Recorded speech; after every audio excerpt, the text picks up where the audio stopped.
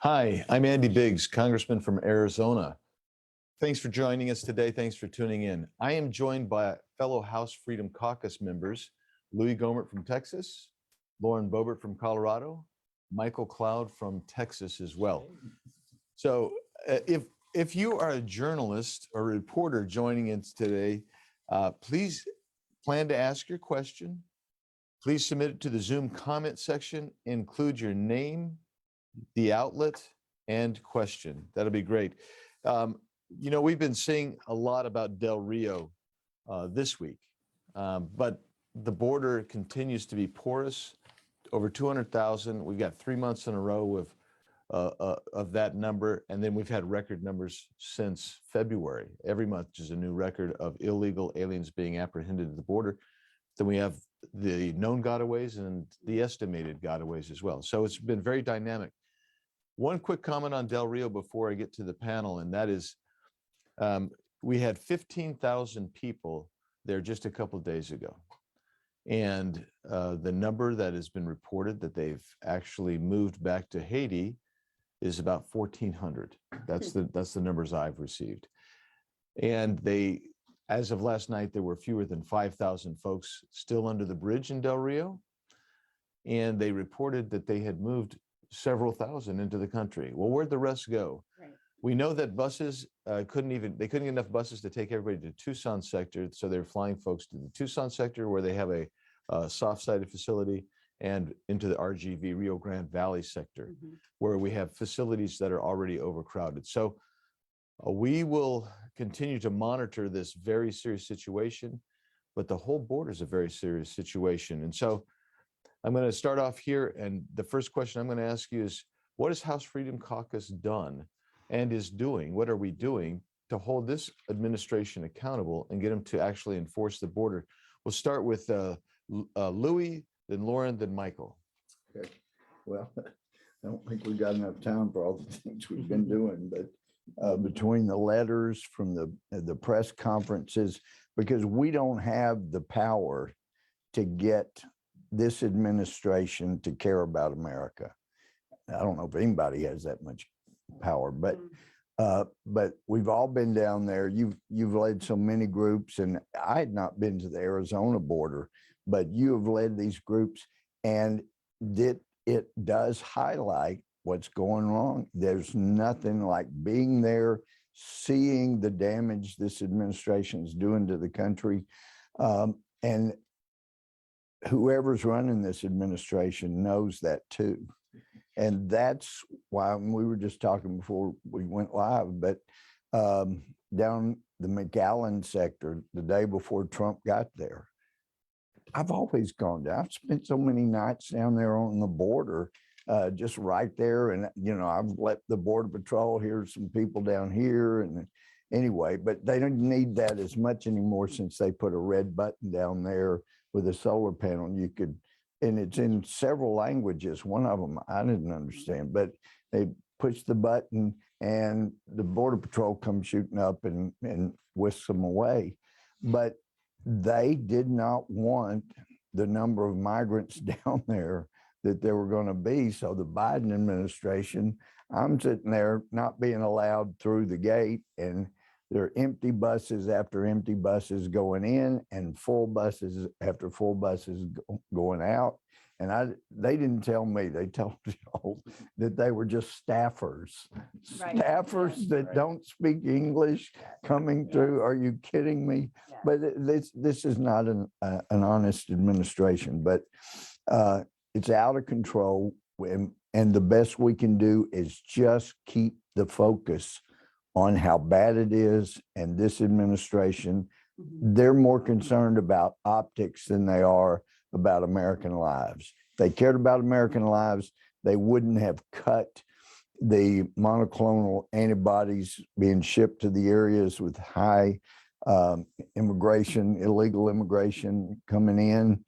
And they would know exactly how many people they're shipping in to where with all kinds of diseases. We're hearing they're bringing a bunch in, but especially COVID. Yeah. No, so, Louie, you're absolutely right. And it's going to be a festering problem for quite some time. Lauren. Yes, well, Chairman Biggs, thanks so much for putting this together today, because this is what the Freedom Caucus is doing. We are getting the message out to the American people. We can't always count on the news outlets to report the stories that really matter and that are really going on. They'd rather tell a story that my husband actually collects a paycheck instead of an unemployment check, rather than telling the American people what's happening to their country, exposing the invasion that is taking place at our southern border. And Louie, you're absolutely right. We saw illegal immigrants, illegal aliens being loaded onto buses, placed in staffer shirts from the HHS facility. And we were told that they were staffers, and it's fine. There's nothing to see here. While the bus has a sign that says this bus is on a 15-minute loop. And so we are being lied to in our faces, members of Congress at this facility, and the American people are being lied to as well. But with the House Freedom Caucus, I am so proud that we are leading on so many of these issues and taking a stand to get the truth out to the American people, because that is what matters most. Here in Washington, D.C., you get up on the Hill and so many people talk about leadership positions. I'm not concerned about leadership positions. I'm concerned with who is leading on the issues. And I know that we here in the Freedom Caucus, we aren't sitting around and waiting until the next election cycle. We're not sitting back waiting until we have the majority. We are doing something now. And that's why we're signing on to these letters. We're sending out these letters and demanding that Mayorkas resign. There needs to be accountability here. And now you all are from border states. I represent Colorado. A lot of people look at Colorado and say, well, you're not a border state. How does this affect you? Without a secure southern border, which our southern border is not secure, Biden canceled construction on day one, and he's not saving any of us any money. He's not saving you any money by canceling construction of the border wall. We're spending $3 million a day for the contracts that are still out there for a wall that is not being built. And without that border being secure, every state is a border state. And I just want to read one thing before I pass it on to Michael here. Now, Colorado's governor some time ago designated Colorado to be a sanctuary state. So we are not allowed to have any immigration enforcement in Colorado. And we even now have a Department of New Americans in Colorado. And you go straight to the Colorado website and it says, what are new Americans? Well, they're Coloradans. It says this population includes refugees, asylees, special immigrant visa holders, victims of trafficking, DACA recipients, and all other immigrants and aspiring citizens seeking opportunity, safety, and/or reunification of family. Chain migration is taking place, and the taxpayers in Colorado are paying for it for their benefits in Colorado every single day. Michael. Well, and you hear that, and it's nice and flowing, and it's all the terminology's right, and feels warm and fuzzy, and really that's the deal. That's what they're good at. You know, they're good at the marketing of this and trying to cover this up. Somehow they get away with even looking at what's going on at the border and calling it progress. And I can assure you, the communities throughout South Texas don't consider it progress. The women being abused on the journey don't consider it progress. You know, when you go down and you visit the ranchers and they come across a rape tree that's on their property because of what's going on, that's not progress. The communities that are, you know, having to figure out what to do with their schools and their hospitals, they don't call that progress. And so we constantly see the administration trying to make this look like it's nice and rosy and everything. And, you know, we had the issue with, okay, we have drone footage. Well, let's cancel drone flights for a little while. Yeah. Now we're, you know, we have a number of thousands of Haitian migrants in an open facility. So let's bus them somewhere where they're out of view, you know, so you try to get reports on issues, you get no response. And so a big part of what we're doing, of course, all the letters we're sending, but it's just making sure that people understand really what's going on. So I know we've actually all been to the border, you know, which is more than we can say for the commander in chief, and the border czar took a photo op there for sure to, you know, check that box. But actually bringing people to the issue, you know, I've gone on a number of trips, and we usually take our local media with us too. And it's interesting to see, you know, they'll go in with one perspective thinking that, oh, this is just a partisan issue and we're going to whatever, within 15 minutes being on the ground, seeing what's going on. The difficult thing about the border for me is that when we start talking about what's happening, people think we're exaggerating when we're barely scratching the surface. Right, exactly. And that's, you know, the important thing that we have to do right now is to continue to let the American people know really what's going on. It's tragic that we have an administration that's embraced lawlessness. Yes. We're all called haters. Are you a hater? I know of immigrants. Not at all. Tell them about your favorite swearing-in ceremony. Yes, we were talking right before we came on. Has anybody been to a naturalization ceremony? I was like, yes, my wife's. You know, of course. And it was an amazing, touching thing to be there, you know, to see them say the Pledge of Allegiance for the first time, tears streaming down their face. I mean, it was her and a number of other people too, you know, and I can tell you the process was difficult at times, and there's definitely room for the conversation of, okay, we can streamline some processes. We can look at different ways to make this work better. You know, there was somebody there who was 25 years working on becoming an American citizen. Should it take 25 years? No. That's a legitimate discussion.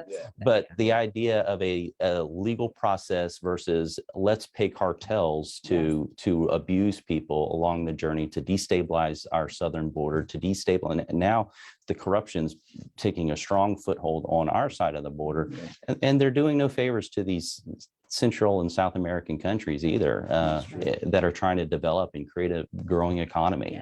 You know, so we're allowing this to happen. And I attended a naturalization ceremony in my district. I was the first representative in almost a decade to actually go during Constitution Week. Every year we have an outdoor ceremony at Colorado National Monument. It was amazing. 38 new American citizens, and I saw American pride. I saw joy. I saw gratitude. Every one of them holding their own American flag, knowing that this is the universal symbol for liberty and justice for all, knowing that they would go through that process, count the cost to participate in their community and add value to their community and make this a more perfect union. And did So- it right. Yes. Did So, it legally. yeah, they did it legally. And so just to put a summation on this thing, we've inundated this administration with letters asking for information about how many people coming in, where are you sending them? Are you reinstating MPP the way the court told you to? How are you doing it? Why are you dragging your feet, et cetera? And we've also called upon Secretary Mayorkas, who's the administrator that's allowed this to devolve as it has, to resign. And quite frankly, we've requested that our leader introduce articles of impeachment against President Biden. And so we've been out there trying to use whatever processes are available to us, the communication, but as you guys have done so effectively, you've also been out there getting people down to the border, making sure media knows, and like Michael said, we got to get below. Everybody thinks the scratch of the surface. They'll watch for a week when Del Rio's exploding, but they forget that it's almost 7,000 a day across our border illegally are apprehended, and then who knows how many, we think another 3,000 a day are sneaking into the country. So we have a question. We've got a question from a reporter. Yes, we do. Ashley Oliver with Breitbart. We're seeing a stream of Haitians. What steps would you take now if you were Mayorkas to get this under control? So I've got ideas, but I'll let you guys kind of weigh in. So who wants to take that one first? Shut it down. Shut down the border. I mean, well, really, our border does need to be closed. We are being told, the American people are being told that the border is closed. The border is not closed. It is wide open. And I can imagine what it would look like if it was open to their standards. But I think one of the big problems that we're seeing right now is the American people being punished for this Fauci-funded virus that came from China. And the American people are having their businesses shut down. Our children are masked, bound, muzzled in school. And there are so many restrictions put on us, and everything that we do, and our freedoms are absolutely being stripped away. And we're not even testing these illegal aliens who are coming into our country, invading our country at this point, for COVID-19. We're not testing them. Jen Psaki was questioned in a press briefing. Are these illegal aliens required to get a COVID vaccine? No, they're not. She says, correct. They're not. Next question. And meanwhile, the President Biden, he's forcing small business owners with 100 employees or more to get them vaccinated. The American people are being punished with these health mandates, and there's nothing at the southern border that says that this is a real problem to this And regime. there's nothing they're doing that's compassionate. Right. They talk about the big hearted. Look what they did with the 1,400 you mentioned. They sent them back to Haiti, but they weren't. Right. They were from Haiti years ago, but you see these Haitians weeping because they couldn't live there. They were looking for some place to live. They go to South America. They're doing okay. They hear Biden's open the door and anybody can flood into America. So they come up. And what does America do? Sends them back to the place they could not live successfully. That's just heartless. And the most heartless thing is leaving the border unsecured, because we are pouring 80 billion, there's estimates, 80, $100 billion. That was for drugs. Who knows with all the sex trafficking? That's not compassionate. We are funding all of this corruption in Mexico so that people in Mexico live in fear. If we were a good neighbor, a compassionate neighbor, we would secure the border, stop. You might not stop all of it, but you stop, get it down to 1 billion even. That would stop so much of the corruption. Mexico could be one of the top economies in the world. That would be compassionate. That would be caring about people in Mexico, Central America, South America. And our own country. And our own country, that people are dying on a regular basis from the drugs that are coming in. Really, one of the big things we need is clarity from the White House.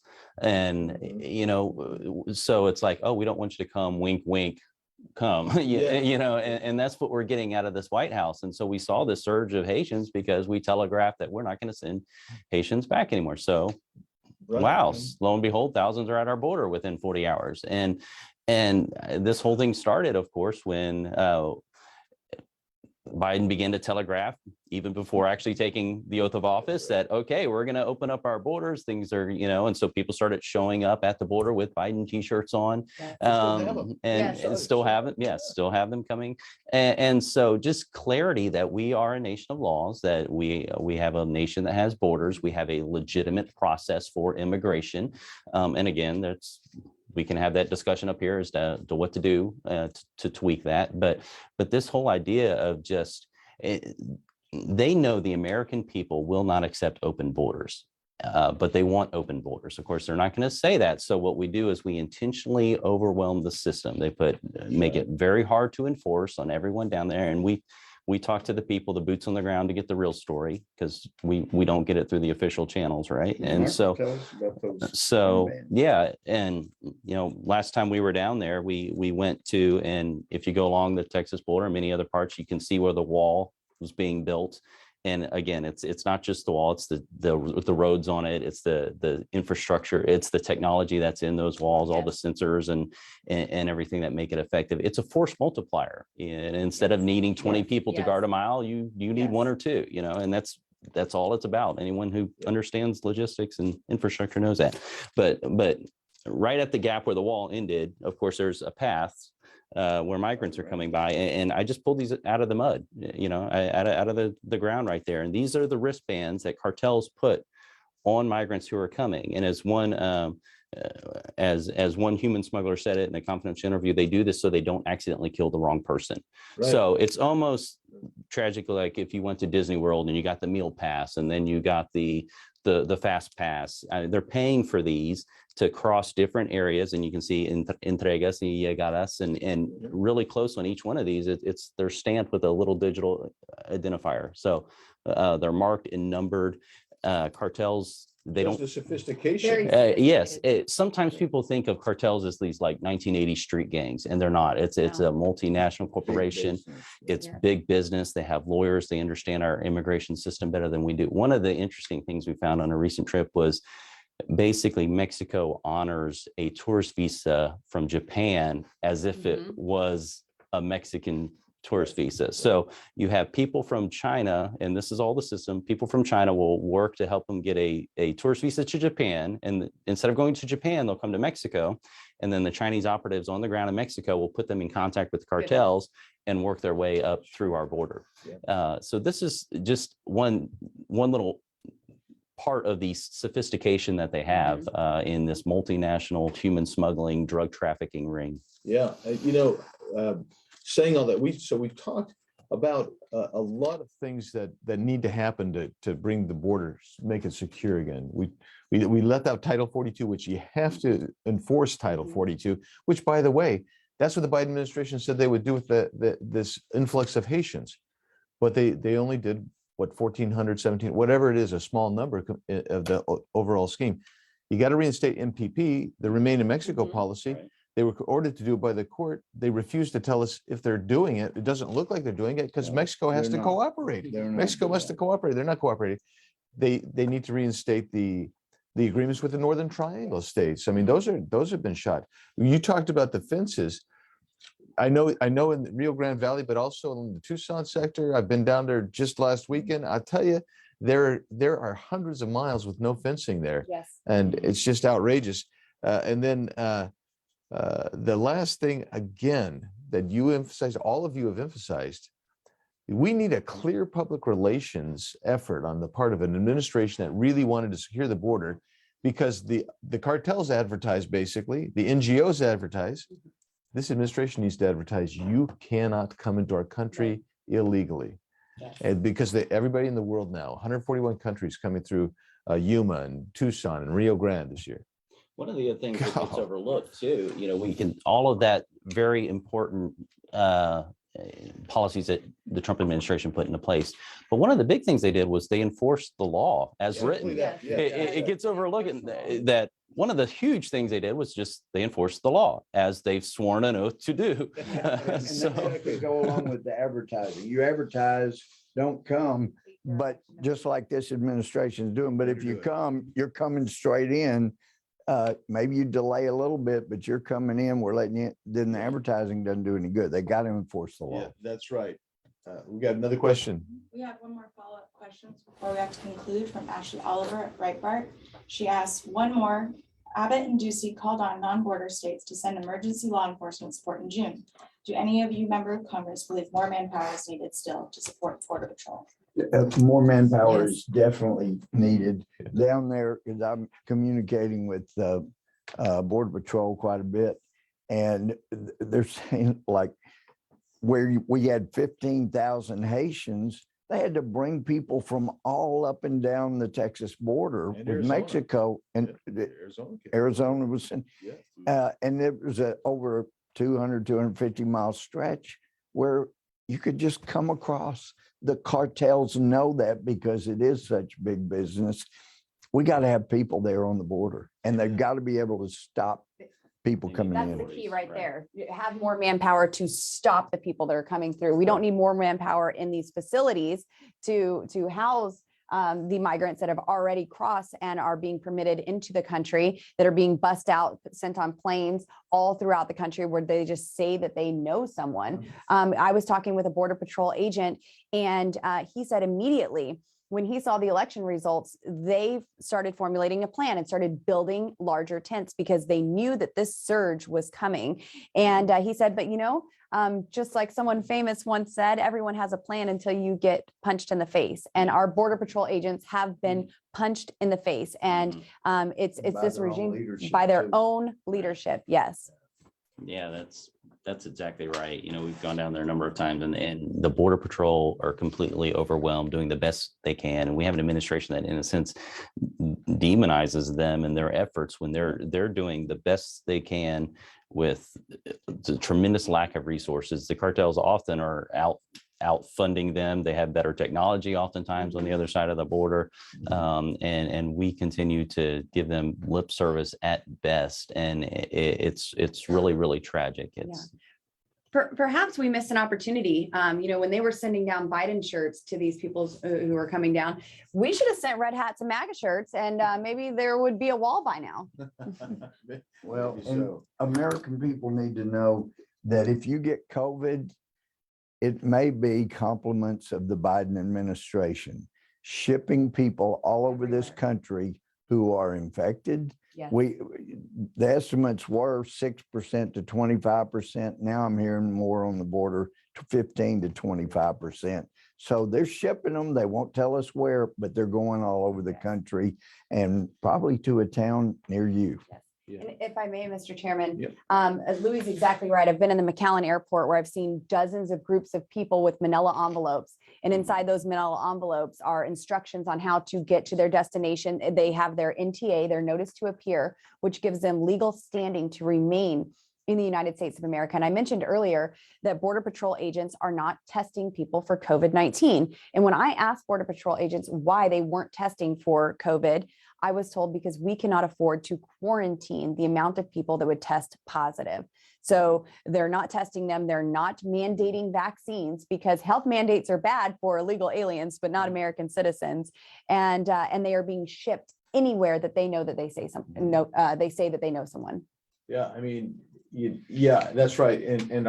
And our Border Patrol agents doing a great job, but they're overwhelmed right Yes. now. Oh, And Yes. when we were Rio Grande Valley, I think Michael, you might and I might have been down there once together, but in the last few months, I was talking to a senior CBP official who told me we start off with 60% of our force on the line every day. We should be at 90% right or whatever.